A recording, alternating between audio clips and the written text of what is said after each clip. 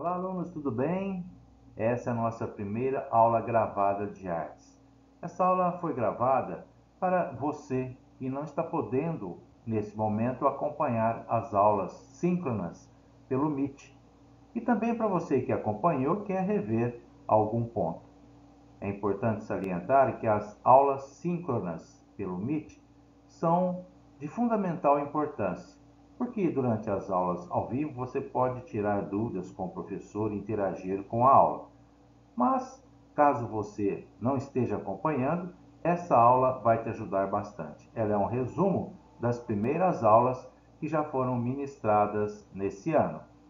Eu sou o professor Marcos Diamantino e vamos então para a nossa primeira aula. Nessa nossa primeira aula, nós vamos falar sobre a importância da imagem na história da arte. Mesmo os nossos ancestrais, os homens primitivos, que viveram há milhares de anos, eles também tinham a necessidade de se representar e representar tudo aquilo que estava ao seu redor. Observe essa fotografia. Essa fotografia mostra a imagem de um bisão, uma espécie de animal bovino que existia há 35 mil anos antes de Cristo. Os homens primitivos, eles pintavam já esses animais nas paredes das cavernas onde eles viviam, né? Essas são chamadas pinturas rupestres do período paleolítico. Por que pintura rupestre? Pintura rupestre porque rupestre tem a ver com rochas. Mas essas pinturas do homem primitivo, elas eram ritualísticas. O homem primitivo ainda não se sentia um verdadeiro artista. Essas pinturas faziam parte de rituais. O que são rituais? Bom, se o homem primitivo pintasse um animal na parede da caverna, ele acreditava que no dia seguinte teria uma boa caçada. Pinturas rupestres também foram encontradas no Brasil. Note que nessa figura o homem também começa a se representar. Você vê ali uma espécie de homem palito, mas é o homem se representando nas suas imagens, nas imagens que ele colocava na parede das cavernas. A gente pode dizer que é a busca de sua própria identidade há cerca de milhares de anos atrás. Essa figura humana, retratada numa caverna do Parque Nacional da Serra da Capivara, em São Raimundo Nonato, no Piauí, mostra também uma caçada. Provavelmente ela foi feita há 5 mil anos, no período neolítico. O Parque Nacional da Serra da Capivara, ele foi constituído porque nesse local muitas pinturas rupestres foram encontradas e é um verdadeiro sítio arqueológico do Brasil que merece ser conhecido. Bom, esse é um outro exemplo do homem procurando se retratar já há milhares de anos. Nessa imagem, a Caverna das Mãos, que foi encontrada na Patagônia, uma região da Argentina, o homem se encanta em colocar a própria mão na parede da caverna. Como que ele fazia isso? Ele apoiava a mão esquerda na parede da caverna e soprava tinta sobre ela, criando um dos primeiros moldes da história. Hoje a gente chama de estêncil, que é muito usado na arte urbana pelos artistas do grafite. Naquela época, há 5 mil anos, não existia tinta e os homens usavam para fazer a sua tinta seiva de plantas, carvão, terra, sangue e sangue de animais. O interesse de se ver retratado nunca abandonou o homem. No período do Renascimento, na Europa, lá pelo ano de 1500, esse movimento buscava representar o corpo humano na forma do que os gregos antigos faziam, ou seja, buscavam representar o corpo humano realisticamente, de uma forma natural, né? Como se fosse uma fotografia, embora naquela época a fotografia ainda não existisse. E foi Leonardo da Vinci, né, um inventor, cientista e artista, que buscou criar as proporções corretas do corpo humano. Ele fez muitos estudos e criou esse modelo que se chama o homem vitruviano. Esse desenho foi criado em 1487. Nesse desenho, Leonardo da Vinci coloca as proporções que ele achava correta do corpo humano e vai servir também até de exemplo para outros artistas. Por que é chamado de vitruviano? Porque Da Vinci partiu dos estudos de um arquiteto da época chamado Vitrúvio.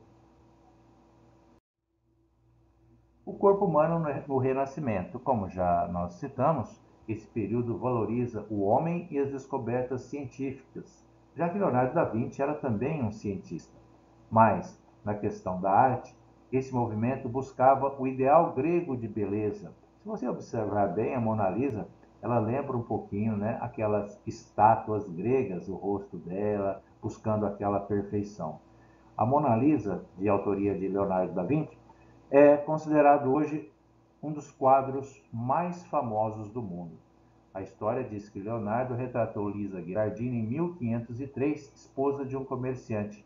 Esse quadro famoso está exposto no Museu do Louvre, em Paris. Mas existe apenas a forma realista de fazer uma obra de arte, professor, seja na pintura, na escultura, para representar o corpo humano?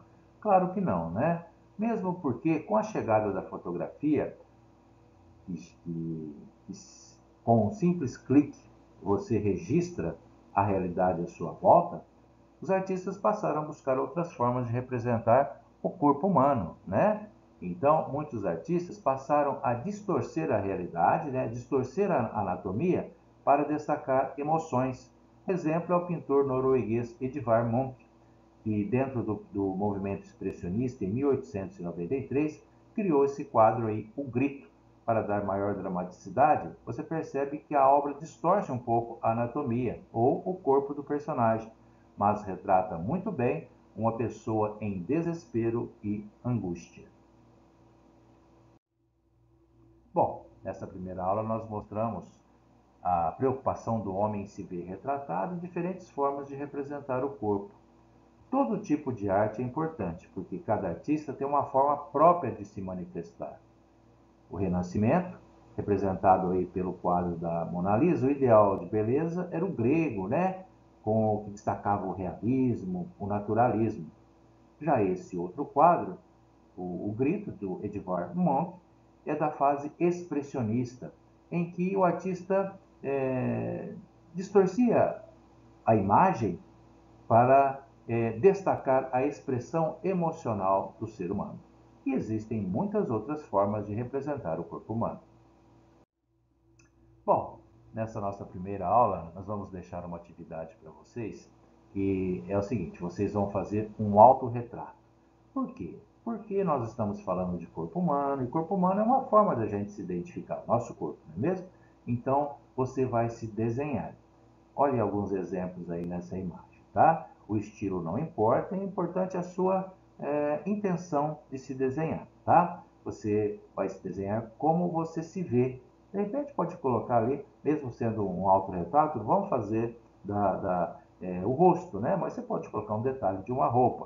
O material que você pode usar é o seguinte: o sulfite, o caderno de desenho, cartolina, papel de embrulho, lápis de cor, tinta guache, canetinha, tá? Você vai fazer o seu retrato, tá bom?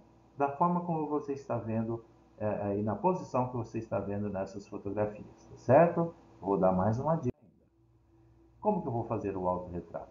Bom, você pode olhar uma fotografia sua, né, de um álbum que você tenha, pode olhar o seu rosto no espelho, olha ali no espelho, o desenho do lado, pode olhar uma foto que você acabou de fazer no seu aparelho celular, ou apenas desenhando de memória. Você se imagina, eu sou assim e desenhei, tudo bem, tá? Você vai dar uma dica, observe essa foto aí.